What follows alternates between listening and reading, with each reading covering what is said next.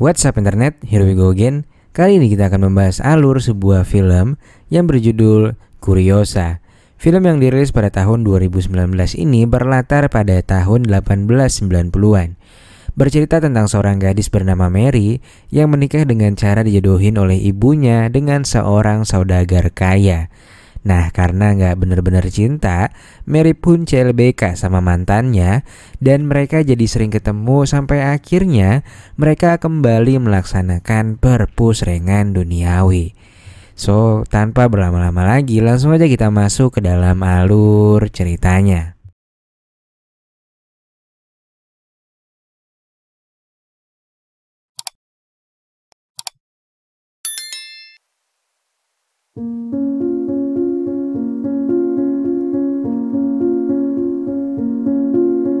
Di awal film kita akan diperlihatkan dengan sepasang kekasih yang sedang bersilat lidah. Wanitanya bernama Mary, seorang gadis cantik yang merupakan anak dari seorang janda kaya, dan kekasihnya yang bernama Pierre yang berprofesi sebagai seorang profesional fotografer. Lalu secara tiba-tiba orang tua dari Mary memergoki mereka dan terjadilah kecanggungan di antara mereka. Pada suatu malam ketika Pierre dan seorang sahabatnya yang bernama Henry sedang mengobrol santai di perpustakaan, secara tiba-tiba terucap oleh Henry bahwa dia mencintai Mary dan dia lebih memilih kehilangan sahabatnya daripada harus kehilangan cintanya. Ibunya Mary sendiri sudah mengetahui hal itu dan akhirnya dia pun merestui hubungan anaknya dengan Henry, yang sudah barang tentu dia memilih Henry karena Henry adalah keluarga dari saudagar kaya. Singkat cerita, 2 tahun sudah berlalu.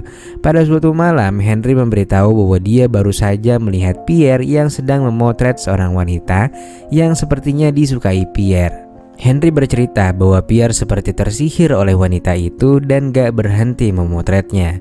Lalu scene berpindah di mana Pierre dan 2 orang temannya sedang memotret seorang wanita yang tadi dikatakan Henry. Pierre pun terlihat begitu tertarik dengan wanita itu dan gak berhenti memotretnya.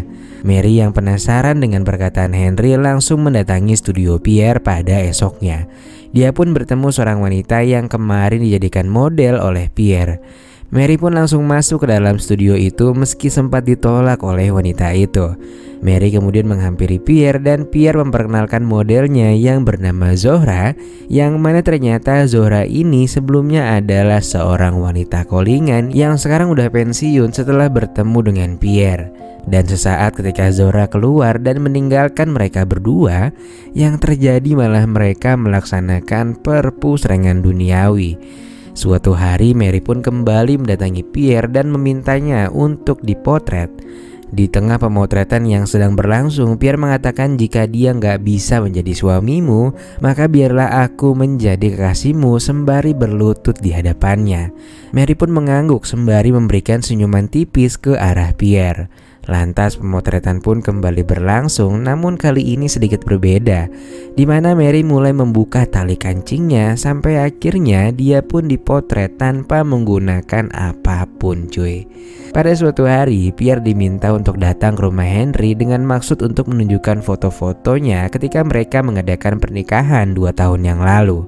Lalu ketika Pierre dan Mary bertemu, mereka berdua bertingkah seolah-olah tak pernah terjadi sesuatu. Nah, bangkainya ketika Henry menjelaskan foto-foto itu, Pierre dan Mary malah saling berpegangan di balik buku secara diam-diam, cuy. Wah gila sih, emang bener-bener dah tikungan mantan tuh tajem banget, cuy. Lalu suatu hari ketika Mary sedang sakne-saknenya, dia pun mendatangi studio Pierre. Namun ketika mengetuk pintunya sepertinya nggak ada orang di dalamnya. Dia pun mengambil kunci yang tersimpan di atas ventilasi lalu masuk ke dalam studio itu. Seketika dia pun teringat tentang Zohra dan dicarilah album foto-foto Zohra di lemari milik Pierre. Ternyata banyak banget foto-foto Zohra yang dipotret tanpa pakai apapun, cuy. Hal itu pun tentunya membuat Mary menjadi semakin cemburu ketika itu. Namun pada esoknya mereka malah kembali melakukan pemotretan lagi dengan lagi-lagi tanpa menggunakan apapun, cuy. Dan setelah itu tentu aja pemotretan pun ditutup dengan kembali melaksanakan perpusrengan duniawi. Dan setelahnya Mary pun kembali menuju ke rumahnya. Pada suatu malam, Henry mendatangi sebuah pesta pernikahan rekannya dengan Mary dan juga adiknya. Namun seketika langkah Mary terhenti setelah melihat Pierre yang sedang bersama dengan Zora yang berpakaian cukup terbuka saat itu. Dia pun mengajukan kepada Henry untuk segera pulang dan beralasan bahwa dia sedang gak enak badan. Lantas setibanya di rumah, Henry pun menyadari ada yang gak beres dengan laci samping tempat tidur yang terkunci. Dia pun berusaha membukanya dan di sini ketika terbuka ternyata cukup banyak foto-foto istrinya yang dipotret oleh Pierre, yang mana hal itu dapat diketahui karena ada semacam watermark bertanda Pierre. Dia pun menangis mengetahui hal tersebut. Esok harinya dia pun memarahi Mary dengan cukup keras. Namun Mary secara sadar malah mengucapkan sebuah kalimat yang malah semakin menyakiti perasaan Henry, di mana Mary mengatakan bahwa dia sesungguhnya tak mencintai Henry dan perasaannya kepada Pierre sejak dulu tak pernah pudar. Henry pun akhirnya pergi dari sana dan seketika Mary pun menyesali perbuatannya. Singkat cerita, beberapa hari kemudian Mary kembali mendatangi studio Pierre. Dia pun masuk secara diam-diam dan ternyata Pierre sedang melakukan pemotretan dengan seorang gadis yang dipotret dengan tanpa menggunakan atasan sembari menari sebuah tarian yang membuat belewahnya bergetar ke kanan ke kiri.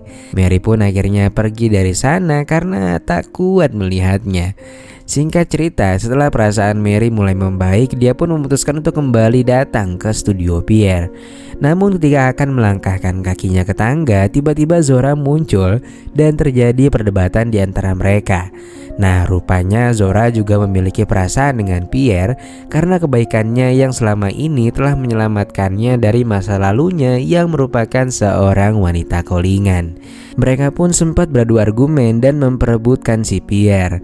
Namun anehnya beberapa saat kemudian adegan ini berubah menjadi adegan lesbiola dong anjir. Keesokan harinya, Elena adiknya Mary mencoba menghibur Mary yang lagi galau. Nah, ternyata Mary sedang dipenuhi kebimbangan. Dia merasa sangat hancur saat itu setelah mengetahui bahwa Pierre menduakan cintanya dengan Zora. Segala cara dilakukan Helena agar bisa menghibur kakaknya itu. Namun tetap aja Mary terlihat gak bersemangat dan hanya bersandar di tempat tidurnya. Helena pun keluar dengan wajah bersedih sembari berkata bahwa Mary sedang gak bisa diganggu kepada ibunya dan juga si Henry. Ibu pun menyarankan kepada Henry untuk mengajak Mary pergi ke arena pacuan kuda atau ke tempat opera untuk menghiburnya. Namun Henry berkata bahwa sepertinya Mary sedang memikirkan untuk berpisah darinya dan Mary hanya terdiam dan pasrah dengan keadaannya. Singkat cerita, pada suatu hari Mary pergi ke suatu toko yang menjual berbagai kerajinan tangan yang gak jauh dari rumahnya. Di sana secara gak sengaja dia bertemu dengan Jean. Jean sendiri salah seorang teman Pierre sekaligus rekannya di dunia fotografi. Setelah membayar sebuah pajangan, Mary dan Jean pun pergi ke sebuah restoran untuk meminum teh. Mereka berdua terlihat begitu akrab di sana. Sampai akhirnya Mary pun bisa kembali tersenyum dan percakapan mereka pun berakhir setelah Dean mengajaknya untuk pergi dan menghadiri sebuah perilisan karya tulis terbarunya yang akan dilaksanakan beberapa hari lagi.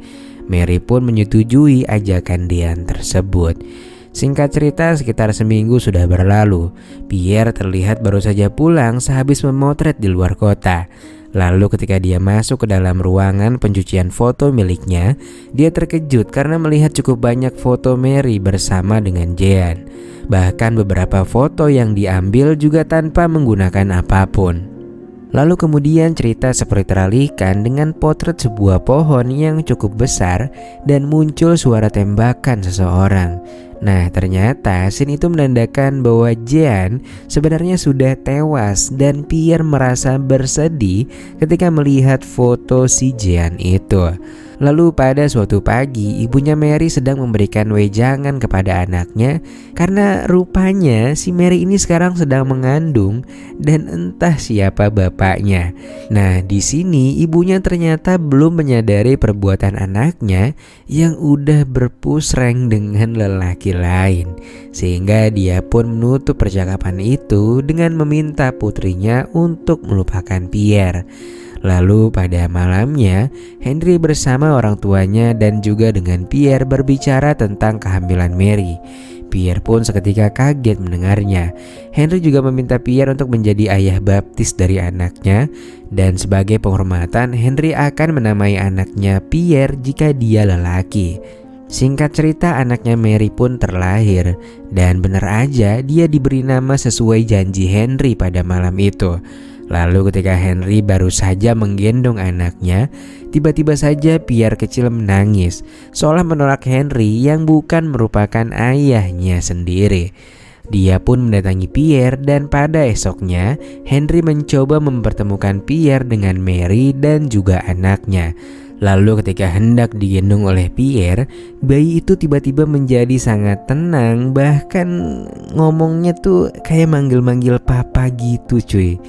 Anjir, nyesek banget gak sih jadi Henry? Benar-benar sabar banget sih, parah. Setelah itu Pierre mengajak Henry untuk datang ke apartemennya, namun dia bukan masuk ke studionya, melainkan menunggunya di kamar sebelah dari studionya.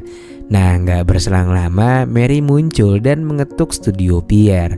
Henry juga mendengar ketukan pintu itu, dan gak berselang lama terjadilah perpusrengan duniawi antara Pierre dan juga Mary.